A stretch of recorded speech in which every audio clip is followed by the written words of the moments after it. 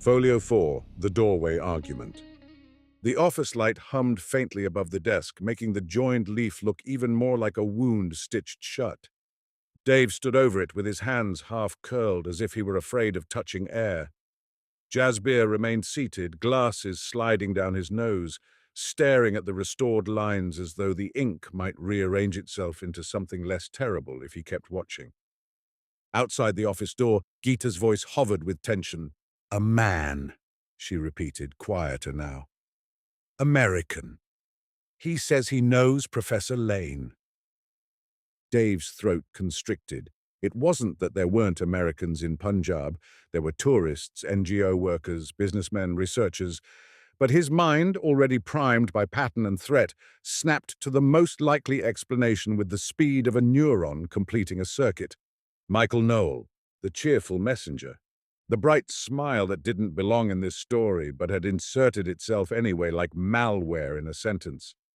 Dave's first instinct was to run, grab the leaf, grab the fragment, bolt down the stairs, back into Happy's car, and disappear into the night's traffic.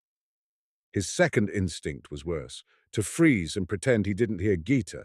And then, as always, his third instinct arrived, the one he hated and relied on in equal measure, to see. To gather data, to push his fear aside long enough to observe. He looked at Jasbir. "Keep the leaf on the desk. Don't touch it." Jasbir's eyes widened. "Dave!" "Don't!" Dave repeated, sharper. Jasbir swallowed and nodded. Dave turned to the door. Before opening it, he spoke softly, calm enough that his voice didn't travel far. "Geeta," he called. "Tell Happy to stand by the door. Tell him to keep his hands visible." Geeta hesitated. "Why?" "Just do it," Dave said.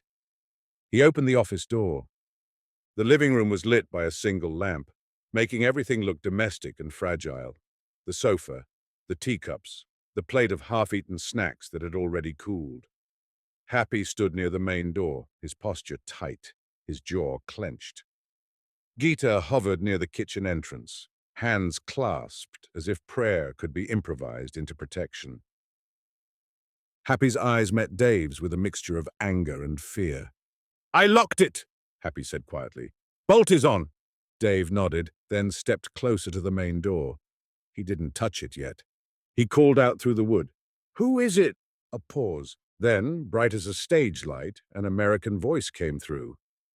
"Professor Lane, it's Michael." Dave closed his eyes for a second. Of course. Michael continued, warm and friendly, as if this were a surprise visit between colleagues. "I'm sorry to come so late. I didn't want to disturb your friends, but it's important." Dave didn't answer immediately. He looked at Happy, at the way Happy's hands trembled slightly, as if the memory of guns on the roadside still lived in his muscles. Then Dave asked, keeping his voice flat, "Are you alone?" A small laugh. "Yes." Dave didn't believe him, and he asked again, louder, "Are you alone?" A beat. "I'm alone," Michael repeated. But the words sounded practiced now, like a line delivered for the benefit of someone behind him. Dave's mind raced through possibilities. If Michael had accomplices, they might be out of sight, flanking the hallway. If they wanted the leaf, they could rush the door the moment it opened. Dave had one advantage: time. Time, if used properly, could be a weapon. He said, "Back away from the door, put your hands where we can see them, step into the light." A pause and then footsteps, slow, deliberate, moved across the corridor outside. Through the peephole, Dave saw a distorted image. Michael Noel, standing under the harsh ceiling light of the building's hallway, hands raised casually, palms out. He looked harmless, which was exactly what made him dangerous. Dave didn't open the door. Instead, he spoke through it, voice controlled. "Why are you here?" Michael's smile was audible. "To prevent something worse." Dave felt his jaw tighten. "Worse than what?" Michael lowered his hands slightly, then raised them again as if remembering Dave's instruction. "Worse than the faction you've been dealing with." Happy took a step forward. "Faction," he muttered, disgusted. This is a movie. Michael heard him and smiled wider, projecting warmth through the wood. Hello, friend. I'm sorry you were frightened. That shouldn't have happened. Happy's voice went sharp. Shouldn't have happened? Guns shouldn't have happened. Michael's tone remained soothing. I agree, Dave cut in. Stop, Michael. What do you want? Michael's voice softened, more intimate. You completed the seam. Dave felt cold move through his body. He hadn't told Michael. He hadn't messaged anyone. And yet Michael spoke as if he were watching the office desk right now. How do you know that? Dave asked. Michael didn't answer directly. Professor, we don't have much time. They want the leaf. If you don't move now, they will take it. Dave stared at the door, feeling the familiar anger rise, the anger that always arrived when someone tried to control his choices. You don't get to threaten me into compliance, Dave said. A sigh. I'm not threatening you, I'm warning you. Same tactic, Dave snapped. Michael's voice took on that patient tone used by people who believe they are morally superior. Open the door. Let me in. I'll explain. Dave hesitated. Jasper whispered from behind him, voice trembling. Dave, no. Happy's hands curled into fists. Don't open, he muttered. Jeeta's eyes were wide with fear. Dave's mind skittered between options like a cursor hovering over dangerous links. If he let Michael in, he risked violence inside Jasper's home. If he refused, he risked Michael escalating, breaking in, calling accomplices, or simply waiting while others arrived. Either way, the danger was no longer theoretical. Dave looked at Happy. Do you have anything? He asked softly. Happy blinked. Anything? A kirpan, Dave said, because Happy was Sikh, because in Punjab the line between symbol and weapon sometimes blurred. Happy hesitated, then pulled his shirt slightly aside. A small kirpan was strapped there, ceremonial but real enough to cut skin. Dave nodded. Good. Keep it hidden unless you must use it. Happy's eyes sharpened. I don't want to use it. I don't want you to either, Dave said. Dave turned back to the door. Michael, if I open this, you do not step inside unless I invite you. Do you understand? Michael's voice brightened. Of course. And if I see anyone else in the hall, if you're not alone, this door stays shut. Understood, Michael said quickly. Dave exhaled slowly, then unlocked the deadbolt, keeping the chain on. He opened the door a few inches, enough to see, not enough to be rushed. Michael stood there smiling, hands raised again. Up close, he looked like the kind of man who could lead a yoga retreat or sell high-end real estate. Clean, handsome, well-fed, eyes bright with conviction. He spoke softly, as if they were in a library. Thank you, Michael said. May I come in? No, Dave said. Michael's smile held, but the edges shrank. Professor, please, this is not safe. Not in the hallway. Dave's voice was hard. Talk there, I'm listening. Michael glanced down the hall, then back. Okay. He lowered his voice. You made the seam. That means the leaf is now activated. Dave almost laughed, but the sound died in his throat. Activated, he repeated. Like an app. Michael nodded as if that metaphor pleased him. Exactly. A link has closed. That triggers the next step. Dave's eyes narrowed. And you're here to guide me. Michael's smile softened. To help you survive the next step. Happy moved closer behind Dave, silent as a shadow. Michael's gaze flicked briefly to Happy, then back to Dave. Professor, there are 3 layers to what you call the Watchers. Dave's jaw clenched. You keep saying that word like it explains everything. Michael nodded. It doesn't, but it's a start. He held up one finger. First layer, believers, people who genuinely think they are protecting sacred truth. A second finger. Second layer, operators, tech people, hackers, information brokers. They don't care about saints, they care about leverage. A third finger. Third layer, enforcers, the ones you met on the road. Happy's breath hissed, bastards! Michael's eyes flickered with something like regret. Yes, Dave's voice was low. So which are you? Michael hesitated. I'm a translator. A translator? Dave repeated, incredulous. Michael leaned closer to the gap in the door, lowering his voice further. I speak to all three layers, and I came because the enforcers are not waiting anymore. Dave's mouth narrowed. Then why are you at Jasbir's door? Michael's smile faded. Because this is where the leaf is. Dave stared at him. How do you know that? Michael's eyes held Dave's. Professor, you think the world is private because you're used to controlling your narrative. But you've been living online for decades. You've built archives, forums, websites. You wrote the map. We just learned to read it. A cold sensation crawled up Dave's spine. You hacked my accounts, Dave said flatly.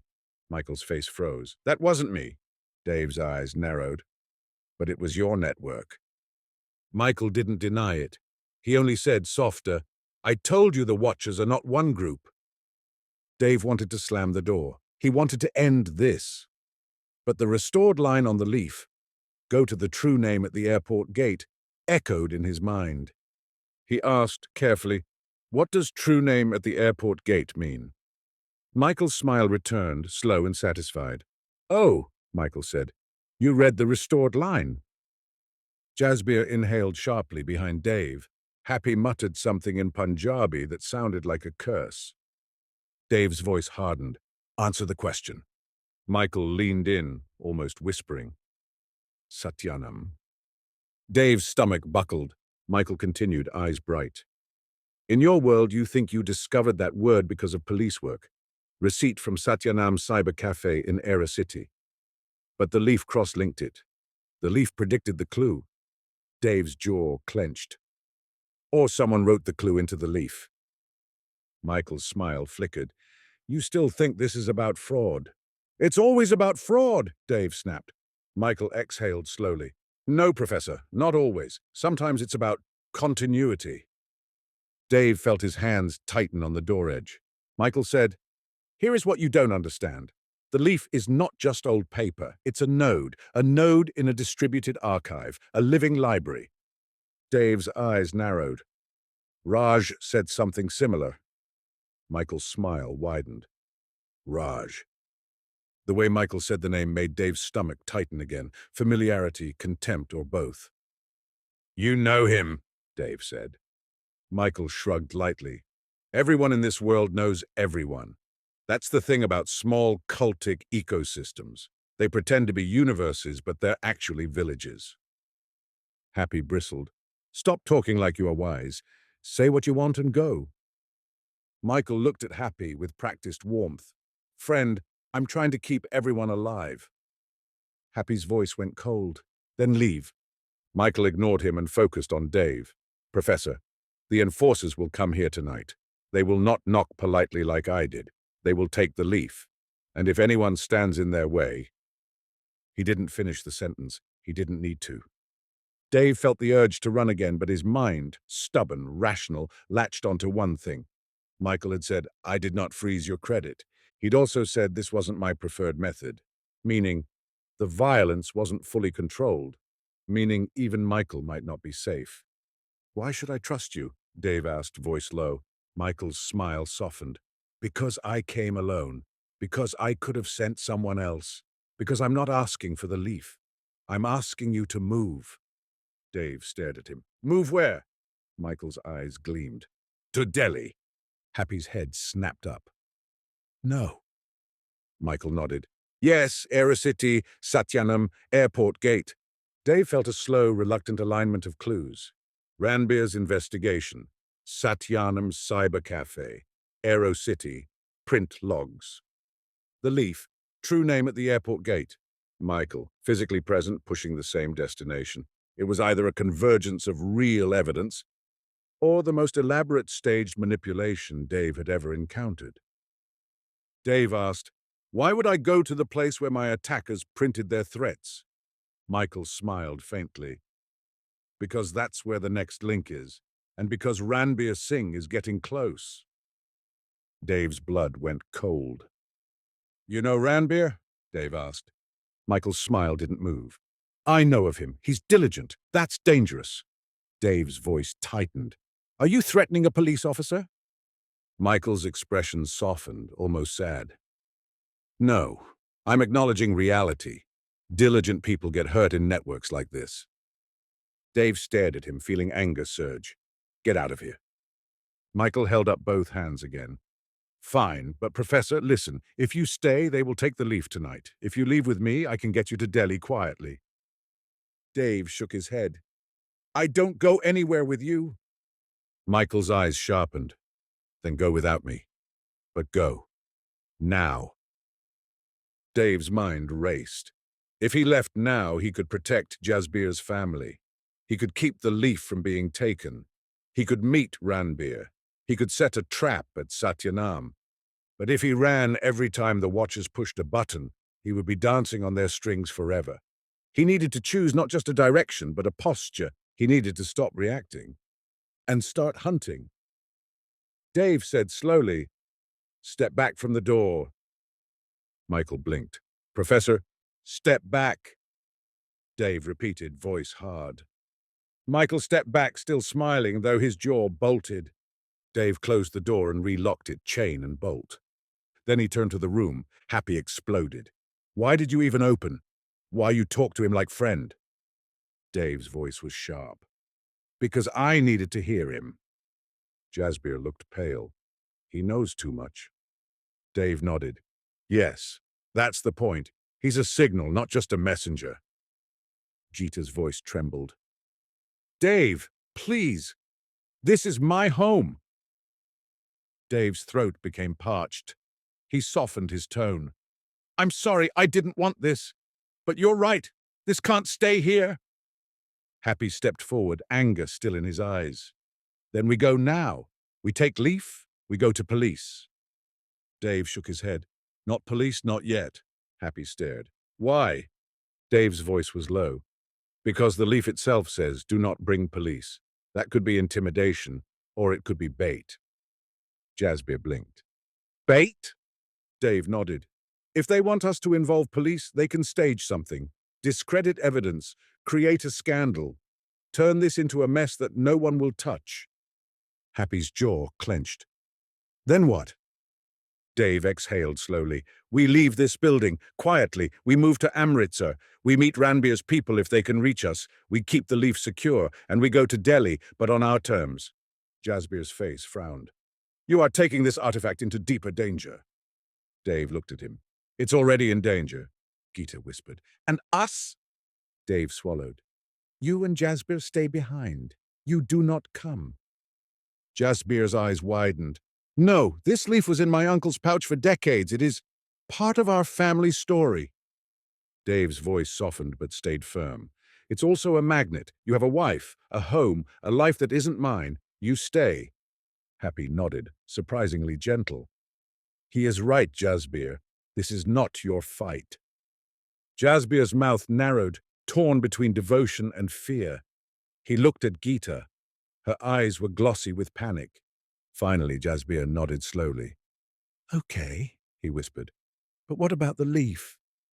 Dave pulled out his plastic casing and carefully slid both the restored leaf and the fragment inside, aligning them without forcing the seam.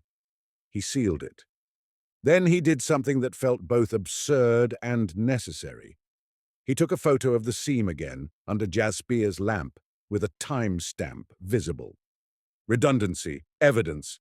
He slipped the casing into a padded envelope, then into his bag. Happy watched every movement, tense as a guard dog.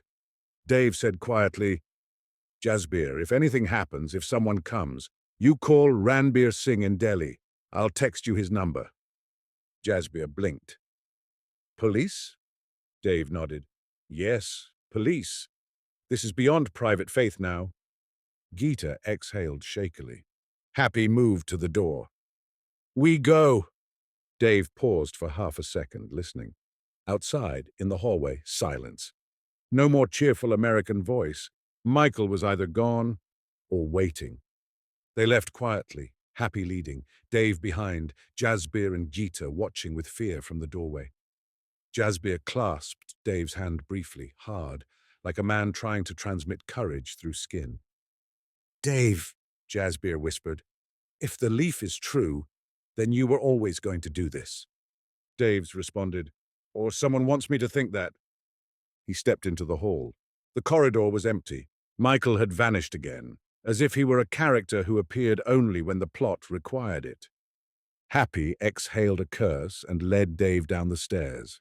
They moved fast, but not frantic. Frantic movement attracts attention. Outside, rain had started again, light, persistent. The parking area glistened. Happy's car waited like a lifeboat. As they pulled away, Dave glanced up at the apartment windows. Jasbir and Geeta stood watching from behind glass. Dave felt a sharp twist of guilt. He had brought the watchers to their home. He had used their hospitality like cover. He told himself he had no choice. But the mind, Dave knew, could justify anything if it needed to survive. Chapter 16. The Call That Changed the Posture. They reached Amritsar around midnight. The city's night traffic was thinner now, but not quiet. Horns still punctuated air. Street dogs moved in cautious packs. The Taj Swarna's entrance glowed warm, a bubble of luxury that felt almost obscene. Dave didn't check in. Instead, he stood under the hotel's canopy and called Ranbir Singh. Ranbir answered immediately, as if he'd been waiting with the phone in his hand. "Dr. Lane," Ranbir said. "Where are you?" "Amritsar," Dave replied. Ranbir's voice rose. "You traveled without telling me." Dave's jaw clenched. "If I told everyone everything, I'd be dead." A pause. Then Ranbir exhaled. "Fair. Are you safe?"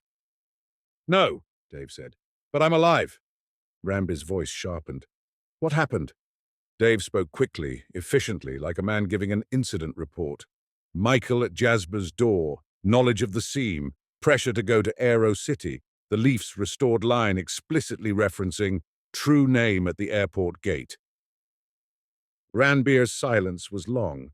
Then he said very softly, "That is not good." Dave's voice was hard.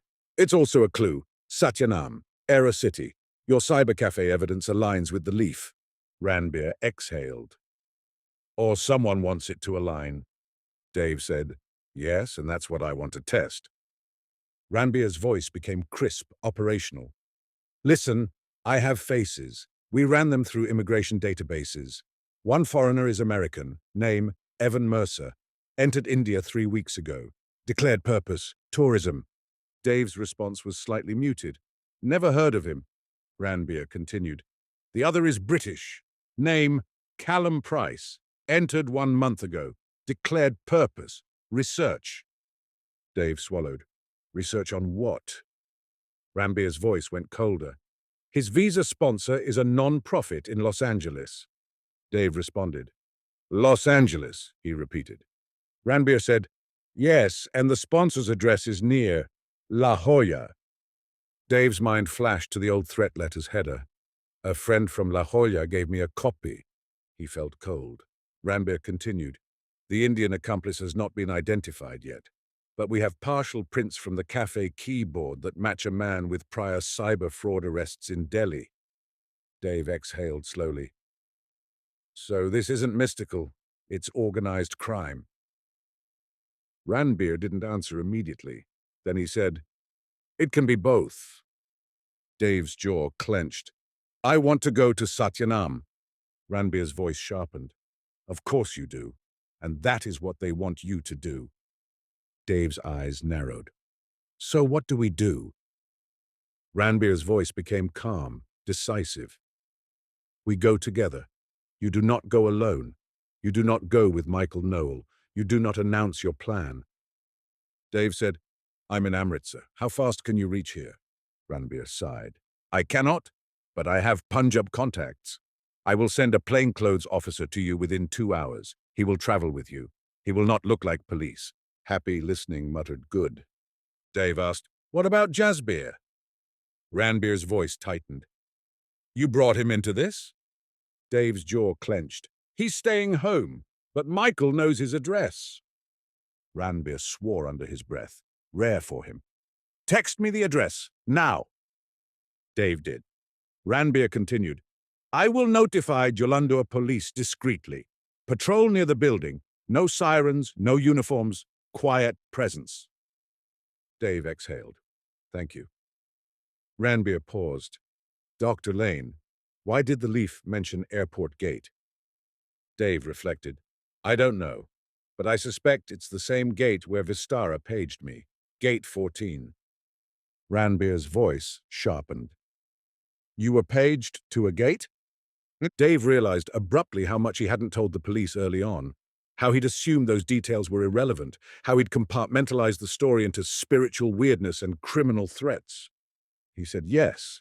In Delhi airport, they called me to the counter. Then the police officer met me in the lounge. Ranbir's voice went quiet.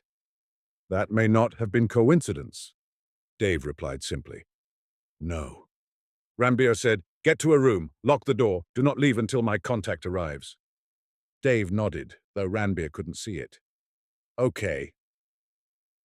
When the call ended, Dave looked at Happy. Happy's face was drawn, eyes tired, anger simmering beneath exhaustion. Happy said, now you tell me everything. Dave exhaled slowly. Yes. They went inside, checked Dave into a room, and sat on the edge of the hotel bed like men in a bunker. Dave told Happy the whole story. Jeff's argument, the old Mullis surfing anecdote, the Brigu leaf, the threats, the hacking, the fragment, the seam, Shanti Suda, Raj Khanna's archive, Michael Knowles' cheerful menace. Happy listened without interrupting, but his hands clenched and unclenched as if resisting the urge to smash something. When Dave finished, Happy said quietly, in Punjab we have a saying, if you walk with a tiger, don't be surprised when you smell blood. Dave stared at him. Is that a Sikh saying? Happy shrugged. It's a human saying. Dave almost laughed, but the sound didn't come. Happy leaned forwards. You are scholar, you write, but these people, they don't care about writing. They care about power. Dave's eyes hardened. They care about narrative, he said, and surprised himself with the clarity of it. Power is the ability to control what people believe is real. Happy frowned. And you will fight them with words? Dave shook his head slowly. No, not now. Happy's eyebrows rose. Dave said, now I fight them with evidence. Chapter 17. A new document appears. At 2:13 a.m., there was a knock at Dave's hotel room door. Happy froze, hand instinctively moving toward where his kirpan would be under his shirt. Dave checked the peephole. A man stood outside, Indian, early 30s, clean cut, wearing jeans and a plain shirt. He looked like a businessman, or a teacher, or a man who wanted to be invisible. He held up a phone screen toward the peephole camera. On it, a message from Ranbir Singh. This is my man. Trust him. R.S. Dave unlocked the door and opened it cautiously. The man stepped in, nodded once, and said quietly, my name is Harpreet. I'm here to travel with you. Happy's eyes narrowed. You are police. Harpreet shook his head slightly. Tonight, I am only a driver. Dave asked, do you have a weapon? Harpreet met his gaze calmly. No. Happy snorted. Then you are useless. Harpreet didn't react. He simply took out an envelope and placed it on the table. Ranbir Singh asked me to give you this, Harpreet said. Dave's stomach got queasy. Another envelope, another insertion of paper into his life. He opened it carefully. Inside was a printed transcript, clean formatted, apparently pulled from café logs and CCTV analysis. At the top, Satyanam Cyber Cafe, print history, extract, date, redacted. Time, 1941 to 2017.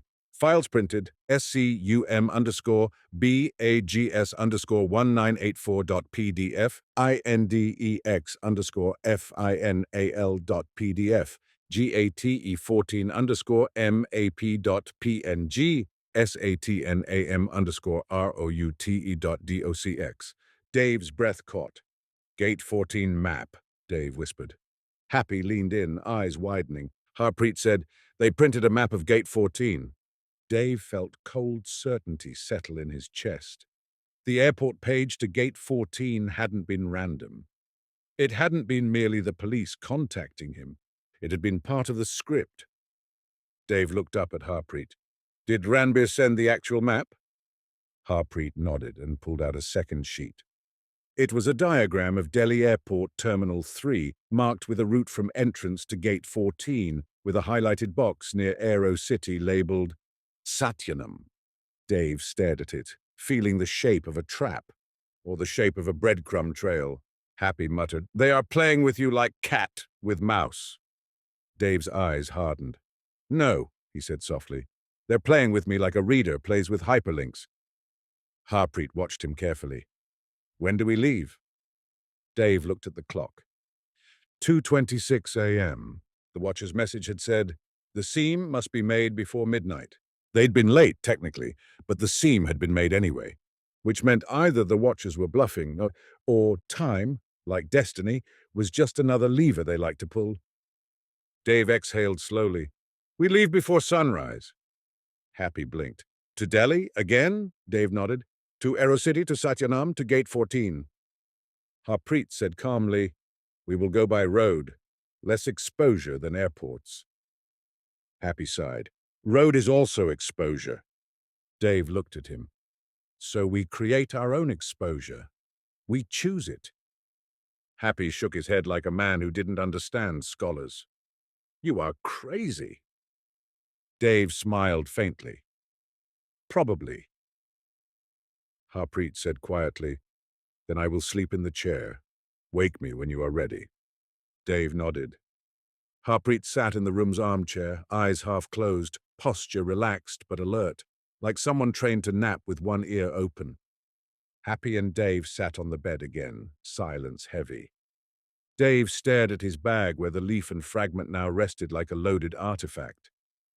"Happy," Dave said softly. "Do you know what Satnam means?" Happy's eyes narrowed. "True name." Dave nodded. "And in Sikhism?" Happy's voice softened, almost reverent despite his fear. "Satnam Waheguru. True name is God." Dave exhaled. "So when the leaf says go to the true name at the airport gate, it's not just a pun, it's a double meaning." Happy stared. "This is why people believe. They see one thing, it means two things, they think God is talking." Dave nodded. "Yes, but it could also mean someone who understands Sikh language and internet culture wrote a clue into an artifact." Happy said, "Either way, someone is talking." Dave felt a chill. He looked down at his hands. He had spent his life being the one who spoke, writing critiques, exposing lies, narrating hidden histories. Now the world was speaking to him through paper and threats and carefully planted references. He didn't like being on the receiving end, but he could learn. He would learn. Chapter 18. Departure. They left the Taj Swarna before dawn, slipping out while the city still yawned in darkness. The air was cooler, damp from rain. Streetlights reflected on wet pavement. The hotel staff barely looked up, accustomed to travelers moving at odd hours. Harpreet drove, a plain sedan, nothing flashy. Happy sat in front, eyes scanning the road like a sentinel. Dave sat in back with his bag clutched to his chest, feeling ridiculous and also unable to loosen his grip. 2 hours out of Amritsar, the sky began to lighten. Fields emerged from darkness, the land flattening into long stretches of quiet. Occasional trucks rumbled past. A few tea stalls flickered with early customers. Dave's mind drifted, despite himself, to Jeff back home, to how this entire chain had started with an argument about astrology and a Nobel Prize. If Dave survived, he thought, Jeff would never let him forget it. He imagined Jeff's grin. Not believable. Not even slightly, huh? Dave felt his mouth tighten. He didn't want this to become Jeff's favorite, "I told you so." He wanted it to become evidence, facts, a case. The car continued south toward Delhi, and somewhere ahead, in Aero City, a cyber cafe waited like a hyperlink glowing blue on a page. Insert a message that arrives mid-highway. At 7:18 a.m., Dave's phone buzzed. A message from an unknown number. "You think you are hunting? You are only turning pages. The library is older than your skepticism." Watchers. Dave stared at it, then showed it silently to Happy. Happy's jaw clenched. "They know you are on road." Dave nodded. "Yes." Harpreet glanced in the rearview mirror, eyes narrowing. "Do you want to stop and change vehicles?" Dave hesitated. Stopping meant vulnerability, being stationary on a road where nails could appear, where accidents could be staged. But continuing meant driving into the trap with predictable momentum. He exhaled slowly. "No," Dave said. "We don't stop." Happy muttered, "You choose wrong." Dave's eyes hardened. "Maybe, but I choose." Harpreet didn't argue. He drove. Chapter 19. The Era City Threshold. Delhi's outskirts swallowed them again. Traffic thickening, air heavy, horns returning like a language Dave could never fully learn. Era City rose ahead. Modern hotels, clean roads, glass and steel. It looked like any new global district, designed to reassure foreigners that the old world was optional. Satyanam's cyber cafe sat on a side street behind a row of small shops, its open sign blinking weakly in daylight. Harpreet parked a short distance away. Dave's pulse hammered. He looked at Happy. "Stay close." Happy's jaw clenched. "Always." Harpreet said quietly, "We go in like customers, no drama." Dave nodded. As they walked toward the cafe, Dave felt the strange sensation of stepping onto a page he'd already read. Gate 14, Satyanam, Watchers, each thing pre-linked, pre-referenced. This was what disturbed him most. Not the violence, not even the threats. It was the feeling that he was walking through someone else's outline. The cafe door chimed when they entered.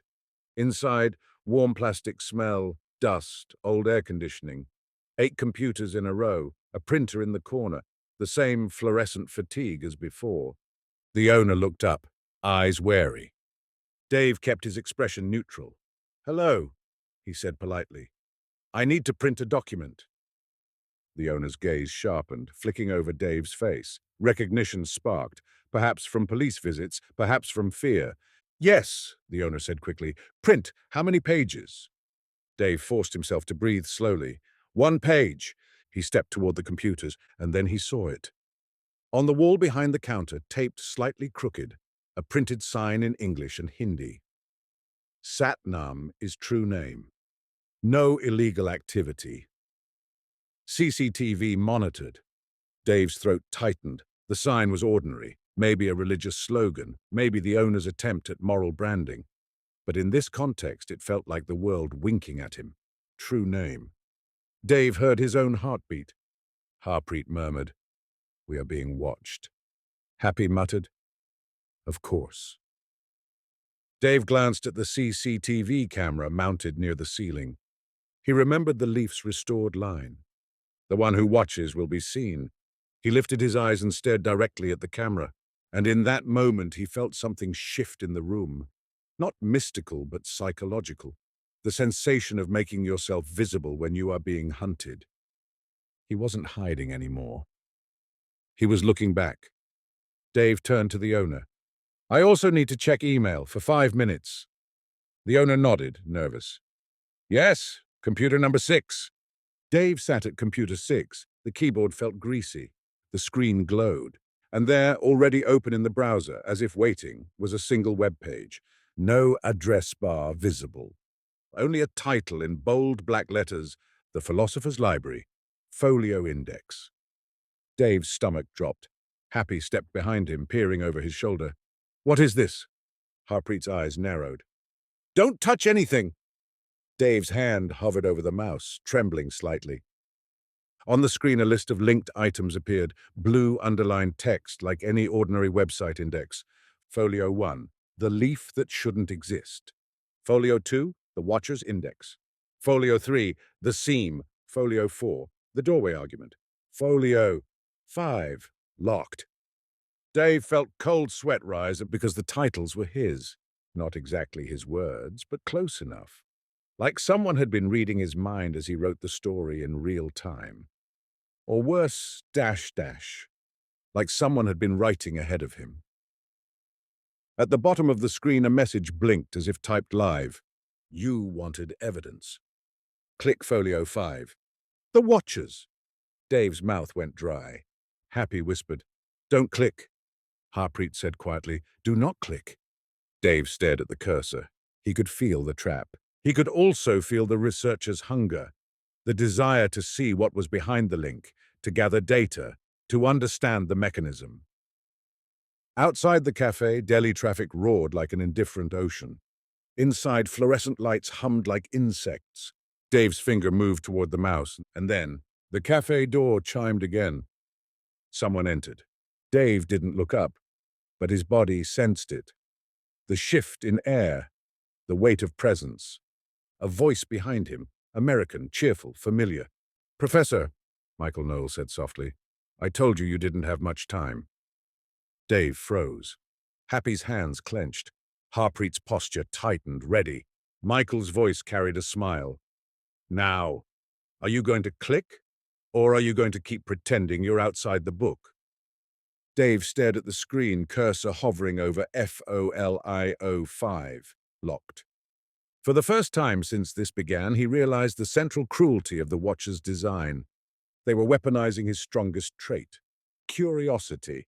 They had turned his mind into the bait. And now, in a cyber cafe named True Name, under a camera that watched everything, they waited to see whether the unbeliever would become a link. End of Folio 4.